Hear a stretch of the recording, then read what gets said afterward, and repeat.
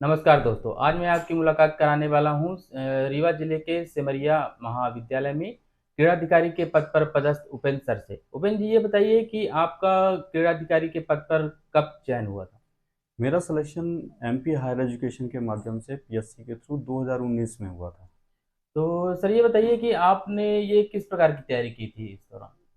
करने के लिए अपने सब्जेक्ट से रिलेटेड इस पे हमारे में इस बार जब सिलेक्शन हुआ था तो सिलेबस में सिर्फ सब्जेक्ट से रिलेटेड क्वेश्चन पूछा गया था। तो उसी के बेस पे हमने पूरा सब्जेक्ट का तैयारी किया था। सर आपका ये बीपीएड एमपीएड कब कंप्लीट हुआ था? और इस दौरान ये सिलेक्शन और कोर्स पूरा होने के दरमियान आप क्या कर रहे थे? मेरा 2004 में बीपीए है, 2006 में एमपीएड है और 2007 में एमफिल है। और इसी के बीच में मैं कॉन्ट्रेक्चुअल कानपुर यूनिवर्सिटी में जॉब भी कर रहा था और साथ में पार्ट टाइम मेरी पीएचडी भी चल रही थी।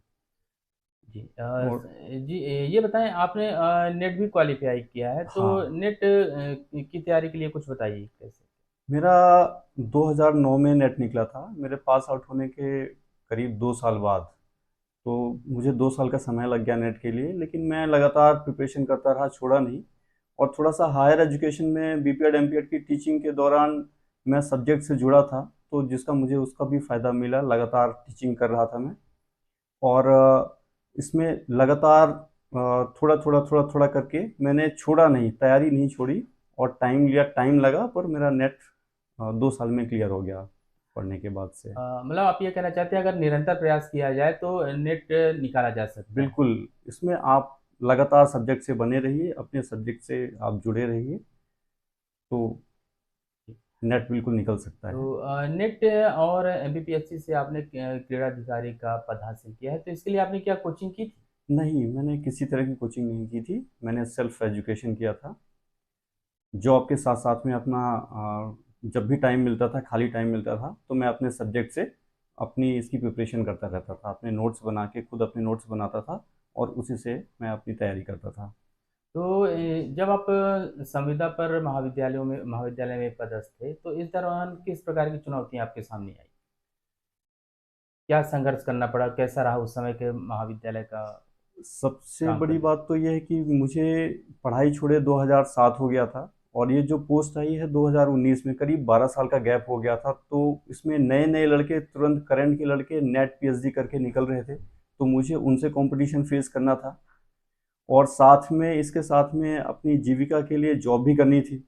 तो साथ में जॉब भी करता था और जब भी टाइम मिलता था तो तैयारी करता था।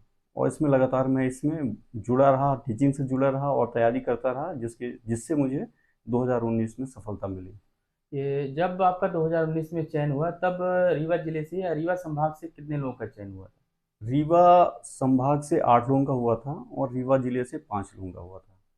आपका जनरल में शायद आपका ही हुआ हाँ, था। मेरा जनरल में सिलेक्शन हुआ है। मेरी 24th रैंक आई थी पूरे एमपीपीएससी में। तो आपको क्या उम्मीद थी कि आपका क्रीड़ाधिकारी पद पर चयन हो जाएगा? क्योंकि 2007 में आपका एमपीएड कंप्लीट हो गया था, पढ़ाई कंप्लीट हो गई थी, उस दरमियान 19 साल, मतलब तकरीबन 13 साल 16 साल के आसपास का, ये तो लंबा समय था। तो क्या लग रहा था वो हाँ, निकल जाएगा? क्योंकि हाँ, मुझे उम्मीद थी कि मेरा इसमें सिलेक्शन हो जाएगा स्पोर्ट्स ऑफिसर में, एमपी में। क्योंकि इसके जस्ट पहले 2019 में ही यूपी में एग्ज़ाम हुआ था और मैंने उसको भी रिटर्न क्वालिफाई किया था। तो मुझे उस हिसाब से मेरी तैयारी थी, तो मुझे उम्मीद थी कि एमपी में जो जब भी पोस्ट आएगी तो मेरा उसमें सिलेक्शन हो जाएगा। अच्छा, नेट की तैयारी करने वाले युवाओं को क्या कहना चाहेंगे? क्योंकि आप तकरीबन काफ़ी तय्यारी की थी आपने नेट की, तो आप क्या कहना चाहेंगे, कैसे तैयारी करें वो? नेट के लिए मैं यही बोलूँगा कि अपना सब्जेक्ट है, इसमें सब्जेक्ट से आपको डीप, अब जो आपका टाइम आ गया है, ऑब्जेक्टिव आ गया है, तो हमें क्या है, ऑब्जेक्टिव के लिए हमको अपने नोट्स बना के और इसका डीप तैयारी करनी है।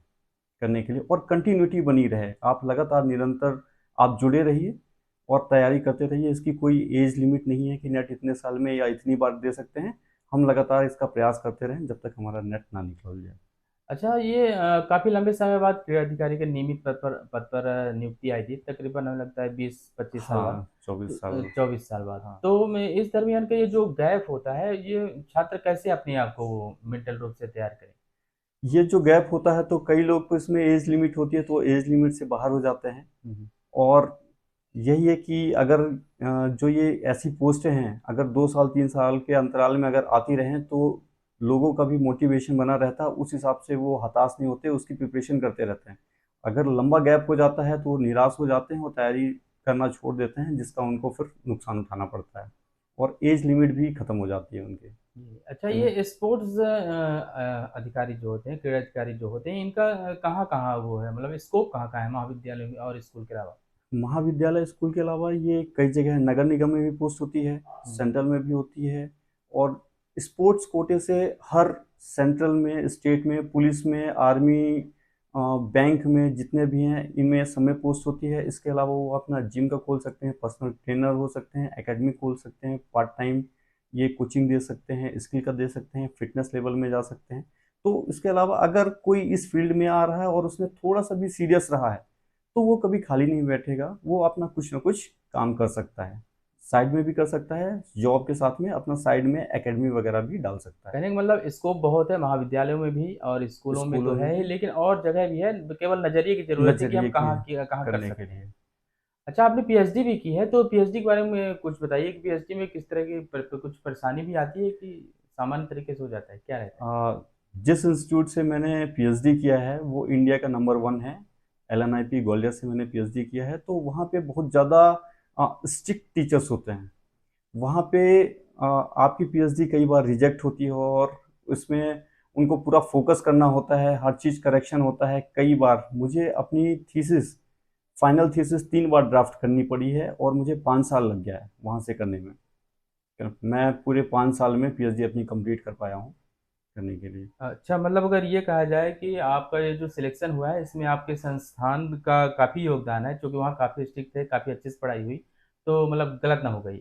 नहीं, बिल्कुल। ये हम अपने इसका एलएनआईपी ग्वालियर है जो इंडिया का नंबर 1 है। और आज मैं जो कुछ भी हूँ अपनी संस्था की वजह से हूँ। और हमारे साथ में बहुत सारे हमारे ऐसे साथी हैं जो एलएनआईपी से पढ़े हैं और उनका सिलेक्शन इस पोस्ट पे हुआ है। अच्छा, आपने बीपीएड किया, एमपीएड किया, 2007 में एमफिल किया, पीएचडी भी आपने कंप्लीट की, नेट भी किया, तो आपका आपको उद्देश्य केवल क्या क्या क्रीड़ा अधिकारी बनना ही था या कुछ और भी आपने सोचा था? मेरा एक ही उद्देश्य था कि मुझे हायर एजुकेशन में जाना है और मैंने सिर्फ हायर एजुकेशन के पर्पज से मैंने प्रिपरेशन किया और उस हिसाब से मैं अपनी जो क्वालिफिकेशन थी मैंने उस क्वालिफिकेशन हायर एजुकेशन की जो मिनिमम क्वालिफिकेशन थी उसको मैंने पूरा किया अच्छा और फिर आप उद्देश्य लेके चला कि मुझे हायर एजुकेशन में जाना है। जी, अच्छा, आपने कुछ समय तक महाविद्यालयों में भी संविदा के तौर पर पढ़ाई की है, तो जब पढ़ा रहे थे तो किस प्रकार की चुनौतियाँ आ रही थी, मतलब प्राध्यापक और महाविद्यालय कैसा रहता था आपके प्रति रवैया? जहाँ पे भी हमने जॉब किया वहाँ पे ठीक था। मैंने कानपुर यूनिवर्सिटी में लगभग 10 वर्ष काम किया है और एपीएस यूनिवर्सिटी रीवा में भी मैंने 2 साल काम किया है। और हमारा जो शेड्यूल होता है वो सुबह से शाम तक होता है और उसमें हमारे टीचरों का भी, हमारे साथी जो थे साथ में काम करते थे उनका भी काफ़ी सहयोग मिला और एक कोऑर्डिनेशन होता है। उस कोऑर्डिनेशन से मिलके हम लोगों ने ड्यूरिंग जॉब चलाया है और काफ़ी अच्छे बच्चे निकाले हैं जो आज अच्छे अच्छे इंस्टीट्यूट में वो काम कर रहे हैं। अच्छा, आपका स्पोर्ट्स की तरफ रुझान कैसे हुआ? स्पोर्ट्स में हमारे बड़े भाई थे संतोष कुमार पांडे। वो वो भी स्पोर्ट्समैन थे तो उन्हीं की ही वजह से मैं भी स्पोर्ट्स में हूँ और वो ही मुझे ले जाके स्पोर्ट्स में भी डाला है और एलएनआईपी ग्वालियर में भी ले जाके एडमिशन के लिए उन्होंने ही प्रेरित किया था। तो उन्हीं को देखते हुए हमारा जो फैमिली बैकग्राउंड है लगभग वो सभी स्पोर्ट्स से थे, जिसकी वजह से मेरा भी झुकाव स्पोर्ट्स की तरफ हुआ। अच्छा, आप बास्केटबॉल के नेशनल प्लेयर भी रह चुके हैं, इसके बारे में कुछ बताइए। मैं बास्केटबॉल का खिलाड़ी हूँ और बास्केटबॉल मैंने 99 में जब 10th क्लास में था तब मैंने ऋतुराज पार्क से किया था। और यहाँ पे हमारे सीनियरों ने और टीचरों ने काफ़ी सहयोग किया था और बास्केटबॉल खेलना मुझे सिखाया, जिसकी वजह से मेरा ग्वालियर में सिलेक्शन हुआ। ग्वालियर में सिलेक्शन का एक बेस होता है स्किल टेस्ट, एक गेम होना चाहिए जो यहाँ के जो हमारे सीनियर्स थे उन्होंने हेल्प किया और जिसकी वजह से मैं एलएनआईपी में अच्छा स्किल परफॉर्मेंस कर पाया और मेरा सिलेक्शन हुआ।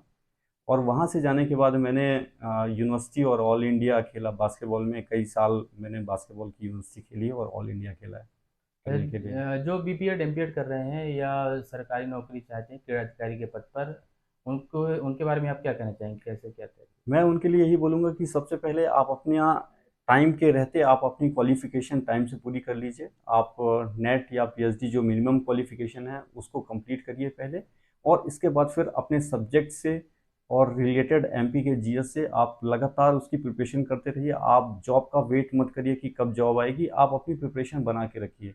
जब भी पोस्ट आती है तब आप उसमें अच्छे मार्क्स अचीव करिए और आपको ज़रूर सफलता मिलेगी। जी सर, धन्यवाद। Thank you sir.